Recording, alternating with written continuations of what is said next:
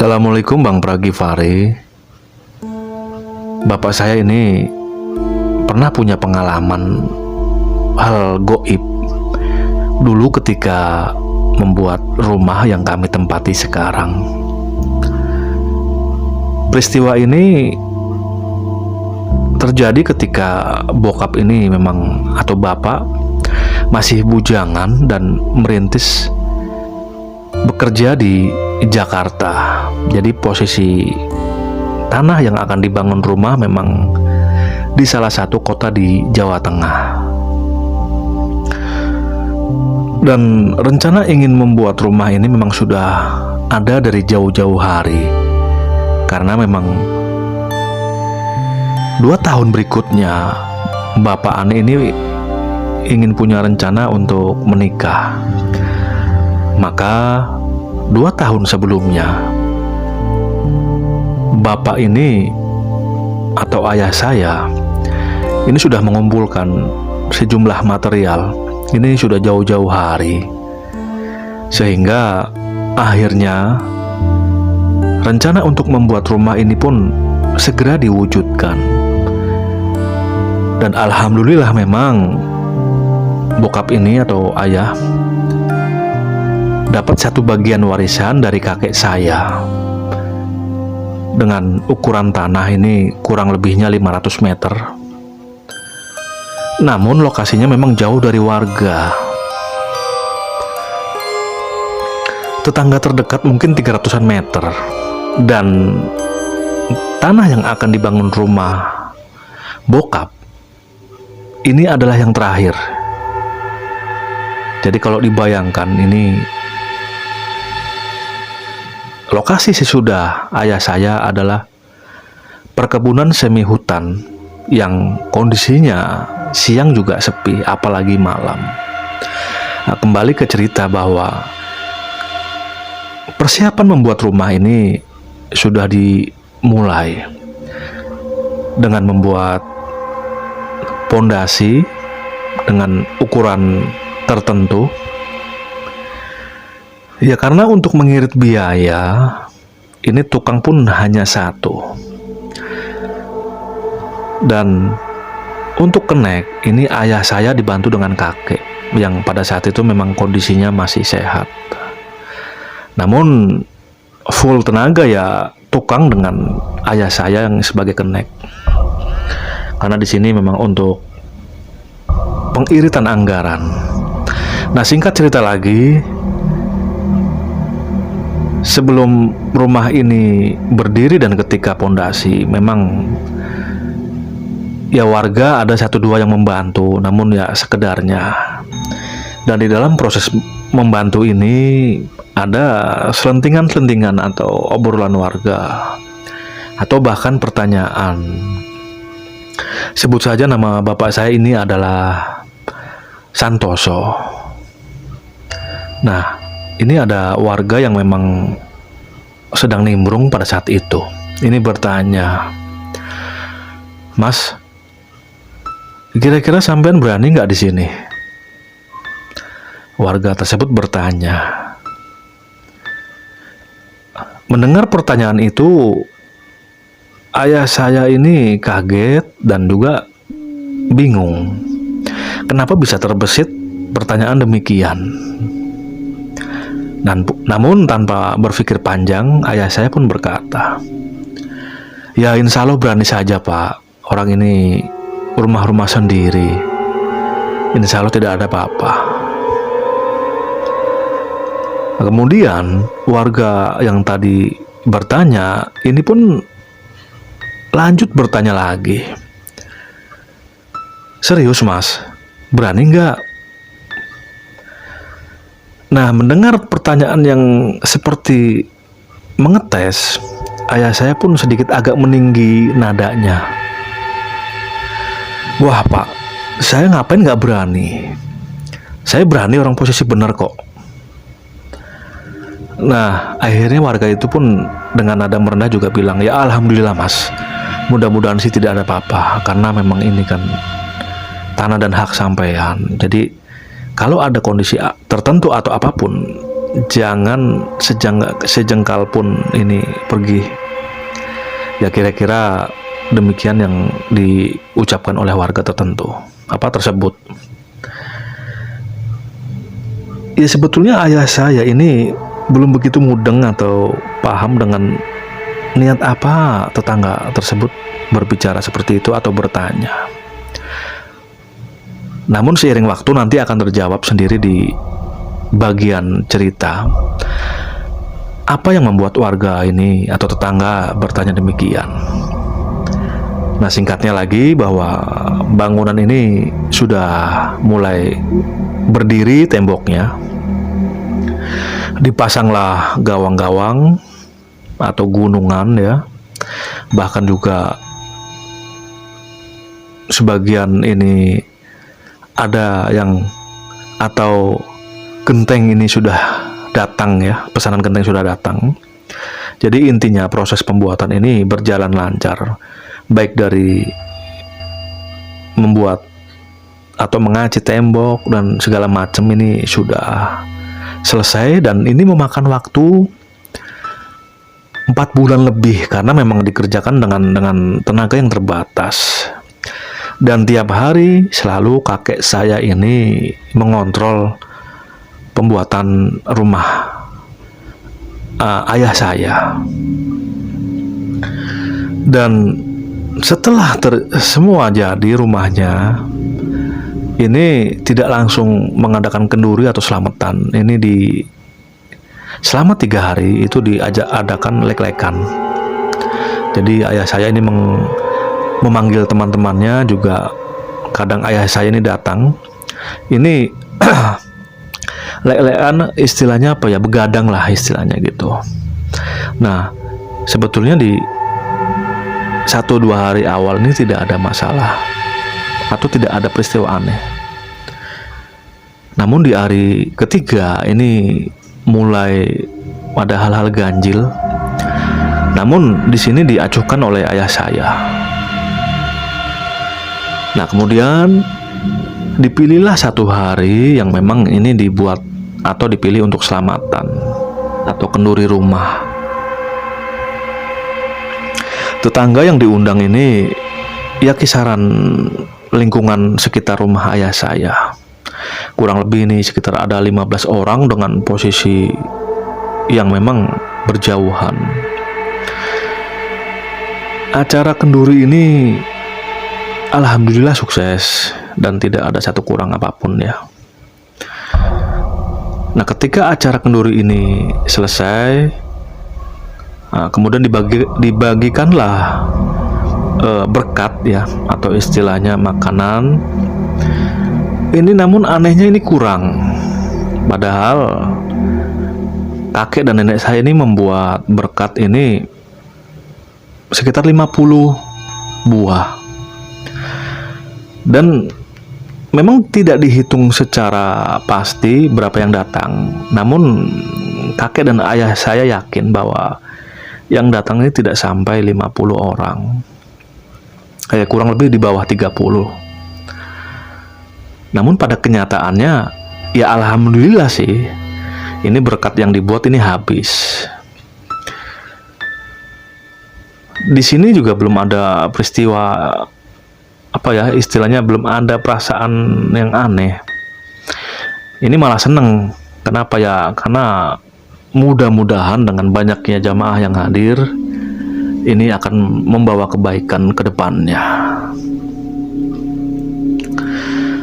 Nah, lalu proses finishing ya, atau pindahan dari rumah kakek saya ke rumah tersebut dilakukan dengan cara seperti istilahnya, walaupun masih bujangan, namun di sini ada seperti ritual kecil-kecilan bahwa ini seolah-olah pindahan. Di bawahlah sebuah kasur dengan alat tidur lainnya. Juga ya intinya peralatan dapur ini juga sudah disiapkan. Nah, kemudian sudah mantap, hari tertentu dipilih untuk pertama kali meniduri rumah tersebut. Mungkin bahasa lebih tepatnya hari pertama kita tinggal di rumah tersebut. Dan ini betul-betul hanya ayah saya sendiri tanpa ada yang lain. Ya sebetulnya memang ada kawan, namun di sebelum jam 12 ini pamit. Dan akhirnya pun tinggallah sendiri ayah saya. Nah kemudian ini juga tidak ada peristiwa apa-apa. Itu berjalan sampai 1 minggu. Nyaman-nyaman saja, tidak ada apa-apa. Namun peristiwa yang sesungguhnya ini terjadi ini ketika sudah 1 minggu. Itu di malam Senin, ayah saya pulang dari main. Itu pada waktu itu pukul jam 9 malam. Nah ayah saya ini pulang ke rumah, yang kondisinya pada waktu itu memang masih bujangan ya ayah saya ini. Nah, pulang ke rumah. Kalau pada saat itu sih yang diingat, ini memang tidak sempat ke kamar mandi, namun langsung tidur di kamar. Nah tepat pada pukul atau tengah malam ini terdengar teriakan. Ayah saya bangun, kaget. Ini teriakan dari mana? Apa jangan-jangan korban kekerasan? Karena yang terdengar ini hanya teriakan perempuan ya suaranya. Namun setelah diamati lagi, ini suara teriakan juga hilang. Lalu ayah saya mencoba untuk tidur kembali. Belum sempat mata ini terpejam lama, tiba-tiba di pintu depan terdengar ketukan.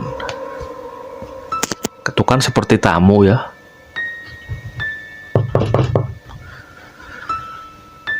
Ayah saya memfokuskan pendengarannya.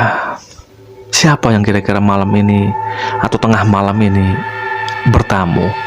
Sempat berpikir apakah memang kakek ini mau ikut menginap. Nah di situ langsung ayah saya bangun dan pelan-pelan ini mengintip. Dan diintip dari jendela, ini tidak ada apa-apa. Nah, kemudian mencoba lagi untuk tidur ya. Dan ini ada ketukan lagi. Nah, di sini ayah saya ingat bahwa kalau malam-malam ada ketukan dan tidak sambil tidak assalamualaikum, ini jangan dibuka. Itu pesan dari kakek. Nah, tiba-tiba bulu kuduk ayah saya ini merinding. Namun tetap ya namanya memang dasarnya pemberani. Ini dibuka lagi sampai ada 3 menit berdiri di depan pintu, tidak ada apa-apa. Ya setelah seperti itu akhirnya ayah saya pun masuk ke kamar lagi untuk melanjutkan tidur. Dan ketika berdiri tadi itu tidak ada bayangan apapun yang terlihat, karena di kanan, depan, dan kiri bahkan belakang itu kebun semua posisinya. Nah kemudian setelah sudah sampai kamar, ayah saya pun merebahkan tubuhnya. Ini tiba-tiba di dapur terdengar suara orang seperti memasak atau memasak sayur yang jenisnya mungkin sereng itu ya, memasak apalah, tapi terdengar jelas. Ini seperti ada bingung, lah siapa yang masak sedangkan di rumah ini hanya ada ayah saya sendiri. Tapi memang dasar berani, buka pintu dilihat ke dapur, zong. Kondisi kompor yang pada saat itu memang kompor minyak tanah ini tidak ada perabotan ini masih bahkan belum siap untuk digunakan. Ini juga masih membuat ayah saya berpikir dengan keras, ini apa, atau halusinasi atau apa. Ya sudah, akhirnya pun kembali lagi ke kamar tidur. Giliran sekarang ini, jendela kamar yang diketuk-ketuk dan juga ada suara panggilan. Dan itu memanggil nama ayah saya.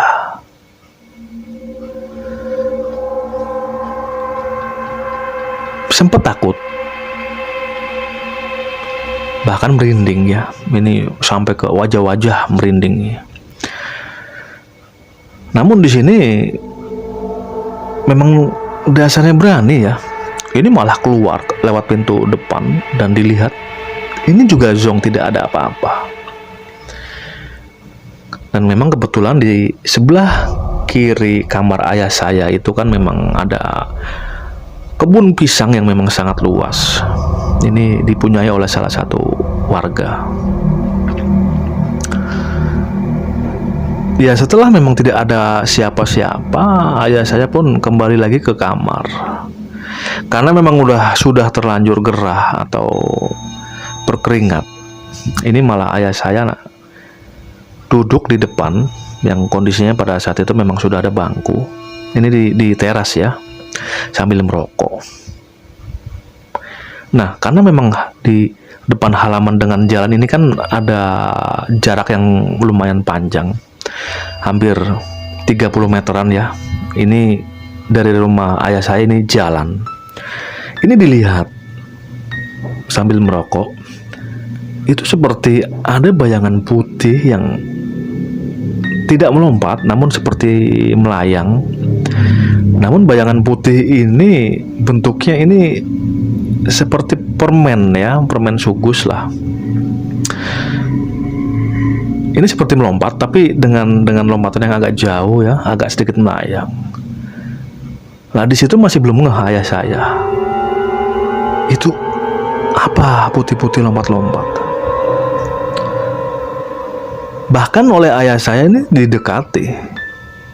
Setelah jarak ini 10 meteran, ternyata sosok itu adalah sosok pocong yang dengan posisi badannya memang seperti tertiup angin. Ini langsung melompat ke sebelah jalan itu, kan ada kebun juga ya, langsung ke arah situ. Ayah saya tidak lari. Dalam hatinya, asem. Nah, hanya seperti itu. Nah, langsung ayah saya pun kembali lagi melanjutkan merokok di teras. Nah, sekarang beda lagi gangguannya. Di sebelah kanan ini ada suara seperti suara tertawa namun keras. Nah, seperti itu suaranya. Nah, ayah saya juga tidak takut. Langsung didatangi. Nah, hanya saja ini memang kalau dilihat itu seperti kamuflase ya. Ini bentuknya seperti King Kong besar dan berbulu. Tingginya lebih dari 2 meter kalau ayah saya bilang ini. Dan di sini bilang ayah saya juga dalam hati, tolong jangan ganggu, saya di sini hanya ingin tinggal. Kalau memang sampean sudah ada duluan, monggo tinggal di situ, tapi jangan ganggu saya. Ayah saya berbicara seperti itu di dalam hatinya. Dan setelah selesai, ayah saya pun balik lagi ke teras. Nah, kemudian karena memang kantuk sudah menyerang, akhirnya ayah saya pun ke kamar mandi. Nah, lalu pun kembali lagi ke kamar. Peristiwa gangguan itu memakan waktu hampir 2-3 jam. Dan tidak sadar jam ini sudah menunjukkan hampir pukul 2:30 malam atau tengah dini hari.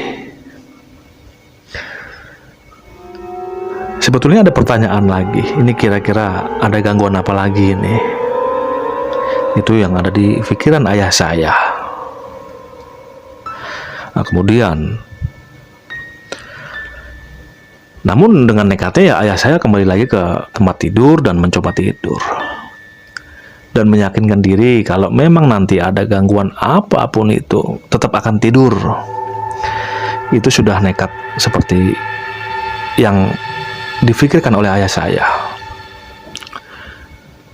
Ya, untuk sekedar informasi, memang pada saat itu rumah ini belum ada listrik ya. Itu baru ada lampu minyak tanah. Jadi bisa dibayangkan kondisinya gelapnya bagaimana. Jangankan di luar rumah, di dalam rumah juga hanya ada lampu yang memang terbuat dari bahan bakar minyak tanah. Lah kemudian setelah mencoba tidur, karena memang hawa sudah mulai dingin, ayah saya pun menutupi sebagian tubuhnya dengan selimut. Namun entah berapa waktu tertentu ini, ada yang menarik selimutnya. Ayah saya masih belum sadar. Nah, ditarik lagi oleh ayah saya untuk menghangatkan diri ya. Nah, ini ditarik lagi dari arah depan, lebih tepatnya dari bagian depan bawah ini. Nah, jengkel ayah saya ini, langsung duduk dan apa yang ada di bawah tempat tidur. Setelah dilihat dengan senter yang memang di kamar ini ada, ini tidak ada apa-apa. Hanya keheningan malam yang terdengar dengan suara-suara binatang malam juga semakin keras suaranya. Dan ini pun ayah saya tetap ingin melanjutkan tidurnya. Dan alhamdulillah tidur sampai pagi ini tidak ada gangguan apa-apa. Hingga akhirnya kemudian ketika kakek saya datang, ayah saya menceritakan semuanya kepada kakek. Kakek pun bilang, udah nggak apa-apa, itu hanya perkenalan saja, nggak akan ganggu kok, sambil membesarkan hati ayah saya.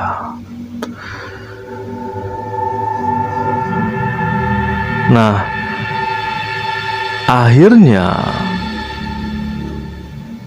beberapa waktu kemudian, singkat cerita, ayah saya pun berumah tangga dan ibu saya pun akhirnya tinggal di rumah tersebut hingga lahirlah 3 orang anak dan termasuk saya. Dan kondisi sekarang ini sudah sangat jauh berbeda, sudah ramai. Bahkan rumah saya ini sudah di sebelah kanannya atau sekelilingnya juga sudah banyak pemukiman atau rumah. Jadi tidak seseram dulu. Listrik juga sudah ada. Ya, istilahnya kebun-kebun juga sudah mulai dibangun rumah ya. Nah, inilah pengalaman yang dialami oleh ayah saya. Jadi kalau saya pribadi sebagai anaknya juga, wah, kalau saya yang mengalami ini belum tentu berani. Namun saya salut juga dengan ayah saya yang memang pemberani. Karena backgroundnya gini, ayah saya ini memang sering diajak oleh kakek ya kalau malam ini ke tempat-tempat tertentu, mancing ataupun menemani kakek saya main ke rumah kawan kakek. Pulang ini malam-malam. Tidak jarang juga berjalan kaki ini melewati tempat-tempat wingit. Jadi mungkin mentalnya sudah terasah. Dan ke tempat-tempat yang gelap juga tidak takut. Beda dengan saya yang memang tidak terbiasa melewati tempat-tempat yang gelap atau bahkan sepi.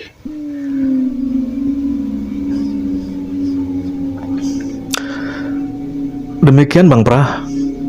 Kalau ada ketidakjelasan bahasa ya, saya mohon maaf, karena memang saya mencoba menceritakan sedetail dengan apa yang ayah saya ceritakan.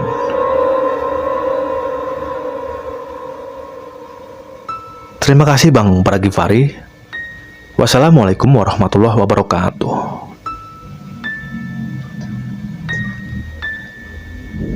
Ya, tadi adalah salah satu pengalaman misteri yang dialami oleh ayah dari kawan subscriber ya.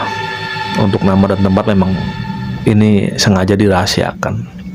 Dan di sini saya sebagai Pragivari juga mengucapkan banyak-banyak terima kasih kepada kawan-kawan subscriber yang sampai pada saat ini juga masih setia menonton atau bahkan mendukung channel saya. Dan di sini saya juga mengucapkan banyak-banyak meminta maaf jika memang ada kesalahan baik yang disengaja ataupun tidak disengaja. Saya pribadi mengucapkan minta maaf. Dan saya tutup. Wassalamualaikum warahmatullahi wabarakatuh.